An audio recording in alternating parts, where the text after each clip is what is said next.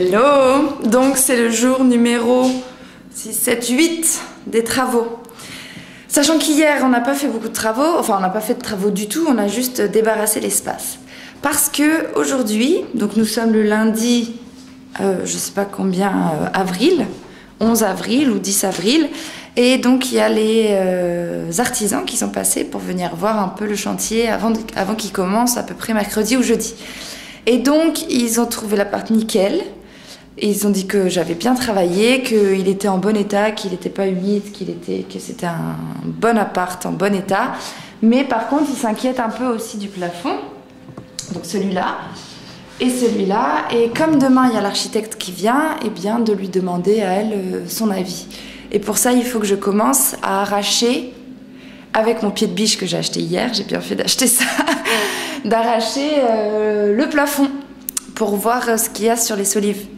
Donc ça va être mon activité de la journée, ça va être d'arracher le plafond. Voilà, et puis si j'en ai un peu marre du plafond, il faudra que je reprenne ça aussi, tout doucement, pour continuer à finir de le nettoyer aujourd'hui et demain. Voilà, à plus! Alors ça fait, je sais pas, 20 minutes, une demi-heure que je casse le plafond. Et en fait, qu'est-ce que je découvre? C'est pas des poutres pour l'instant, en tout cas, c'est des barres de fer qu'il y a. Alors, je sais pas à quoi ça sert, il faut que je regarde. Et surtout, là, je viens casser du coup le coin qui se cassait la gueule. Et en fait, c'est un conduit. Regarde la gueule du truc. Ça, en fait, c'est super lourd. Je pense que ça va pas... C'était beaucoup trop lourd pour le coin comme ça. Ça, c'est que du plâtre. Mais en fait...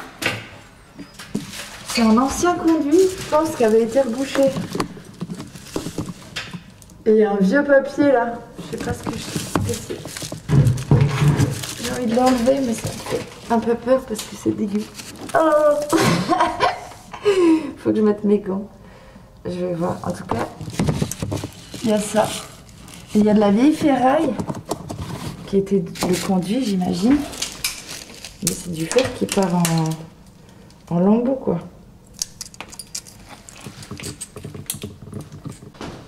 Bon alors je crois que ce qu'il y a dans ce trou, c'était que du journal. Il est là, le journal qui est imbibé de rouille et qui est tout sec. Et le trou, je crois qu'il va méga loin. Mais je vais voir si je zoome, on voit rien. Il faudrait que j'ai une lampe de poche. Elle est où ma lampe de poche?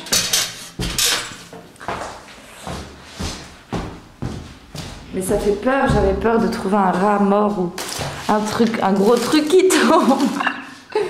Elle est où la lampe? Elle est là, ma super lampe de compète. Spéléologie aujourd'hui. Alors, qu'est-ce qu'on voit? Oh, bon, un trou quoi. Un trou plutôt carré. Plutôt joli. Mystère. Alors, donc j'ai envoyé les photos à mon artisan qui m'explique que c'est plutôt une bonne nouvelle que ce soit pas du bois. Parce que ça veut dire, là ça a l'air encore très solide et donc ça veut dire qu'il n'y a pas de risque qu'il y ait eu les planches qui se soient affaissées comme ça, les poutres. Et donc il faudra bien les poncer, mettre de l'anti-rouille et puis reboucher les trous avec du plâtre et puis normalement c'est ok. Donc ça c'est très rassurant. L'autre bonne nouvelle c'est que ça, toute cette rouille etc. ça vient de dégâts des eaux qu'il y a eu au 6e étage. Et en fait je viens d'avoir le propriétaire au téléphone qui compte bien, parce qu'actuellement il a un sanibroyeur et donc il y a plein de dégâts des eaux, bon je sais pas trop pourquoi. Mais il veut se raccorder en fait à ma zone d'évacuation. Donc voilà, ça va être une bonne nouvelle, ça veut dire que normalement il n'y aura plus de dégâts des eaux. Voilà. Et la dernière chose, c'est que je vais essayer, parce qu'en fait ici c'est du bois. Cette façade là, derrière, je sais pas ce que c'était, on soupçonne un ancien conduit de cheminée. Ah, là c'est dur, là c'est creux. Et donc... là je vais essayer ce matin de l'enlever. Déjà je vais peut-être gagner de la place et puis je vais voir ce qui se cache derrière. Et il y a la même chose ici. Ici aussi c'est du bois. Et je me demande si j'ai pas intérêt aussi à l'enlever, mais bon ça va être plus compliqué. Sauf si je découpe autour, mais parce que en fait il y a tout qui est branché ici. Tout est accroché sur la planche de bois, donc ça commence à être relou si je l'enlève. Moi je peux peut-être l'enlever en haut, je la coupe à mi-chemin et je la laisse en bas parce qu'en bas je m'en fous un peu. Voilà l'activité du jour. Et aussi je me suis fait engueuler par la voisine, quand j'ai pété le plafond en fait ça faisait les gros morceaux de plâtre là qui est entre les poutres qui tombaient par terre et au bout d'un moment ça l'a saoulée, elle fait pa pa pa. Normal parce qu'il était 9 h du mat quand j'ai fait ça. Et l'autre chose que j'ai pas dit c'est qu'en fait hier c'était le résultat des élections du premier tour. Donc Macron-Le Pen au second tour. Voilà, ça c'est la nouvelle. Et Mélenchon juste derrière, il manquait 500 000 voix. Donc la prochaine fois, les 500 000 personnes, s'il vous plaît, est-ce que vous pouvez vous bouger et aller voter Mélenchon? Merci beaucoup. Alors je viens d'enlever la plaque du coin. En fait, je croyais que c'était du bois, mais en fait c'est une plaque de placo qui est accrochée. Et ici, c'est juste du placo. Donc je pense qu'ils avaient fait ça pour l'isolation, pour faire un effet un peu isolant. Par contre ici, sur l'autre côté, là il y a un petit bout d'isolant je pense, le petit bleu là.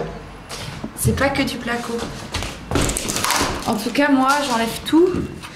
Ici il y a une araignée morte. Je pense que c'était les araignées des années 1930. Et donc...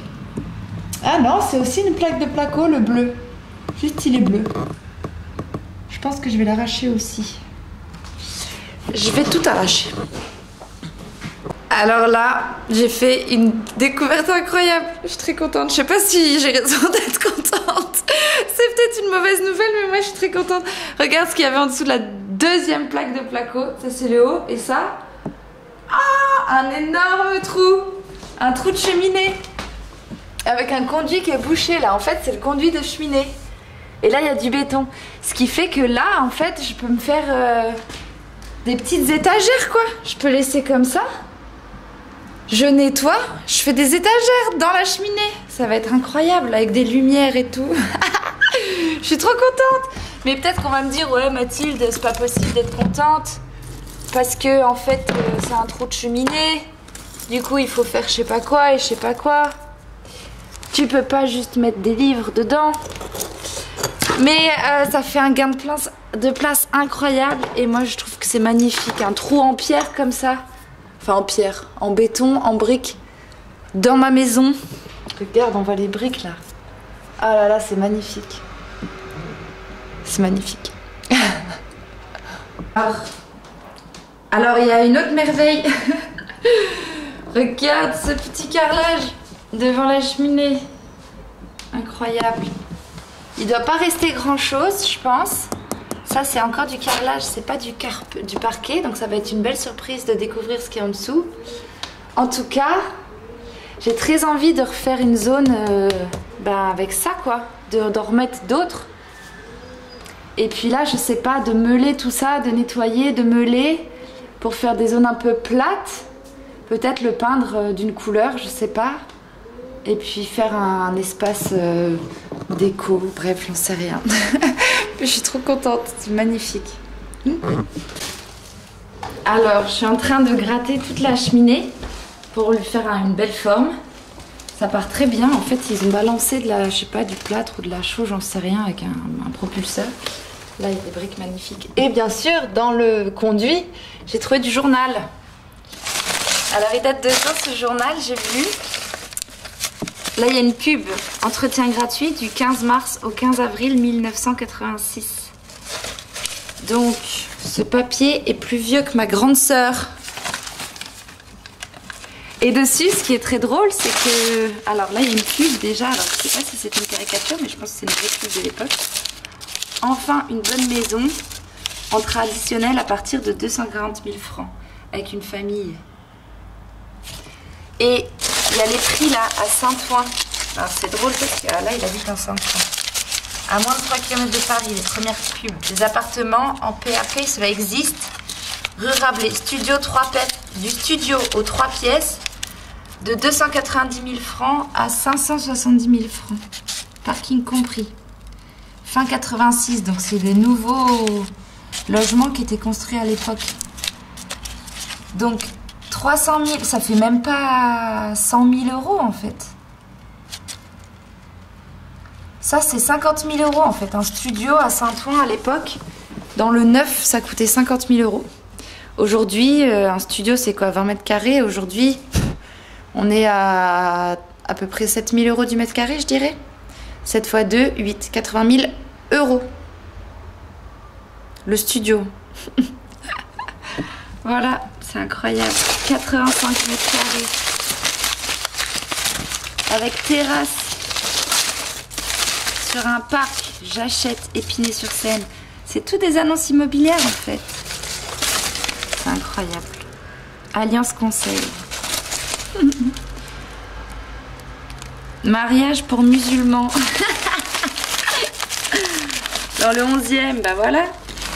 Déjà à cette époque-là, il y avait des musulmans.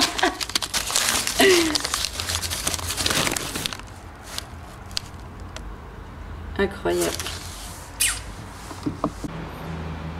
Ok, alors j'ai bien gratté ce que je pouvais gratter autour de la cheminée. Et là, je viens d'arracher les lattes de ce vieux plancher dégueulasse.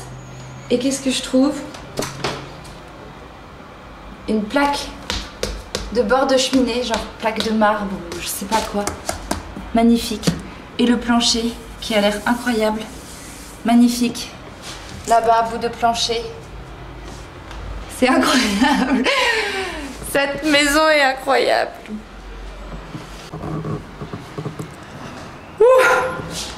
J'ai mangé... J'ai mangé des chips de banane plantain. Il y a écrit doux épicé. Ça arrache la gueule. Oh là là, on peut plus. En tout cas, ce que je voulais dire, c'est que donc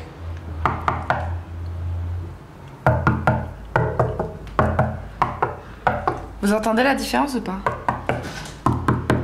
Là, c'est encore une plaque de placo. Là, au milieu, il y a une plaque de placo encore. Ça veut dire que derrière, il y a encore de l'espace. Donc, je vais tout péter encore une fois. Incroyable. J'ai trop hâte de découvrir. Donc, j'ai essayé de faire un trou. Et en fait, j'arrive directement sur du béton gris. Il n'y a pas du tout de plaque de placo. Je me suis trompée. Mais en fait, je me suis dit, c'est très logique. C'est juste que comme c'est un conduit derrière, bah, ça sonne creux. Mais c'est quand même béton plus plâtre par-dessus, quoi. Donc j'ai juste fait un trou que je pourrais reboucher plus tard. Voilà tout ce que j'ai gagné. Donc non, pas de suite à l'histoire de la cheminée. On laisse comme ça. Au moins, je suis sûre qu'il n'y a plus rien derrière.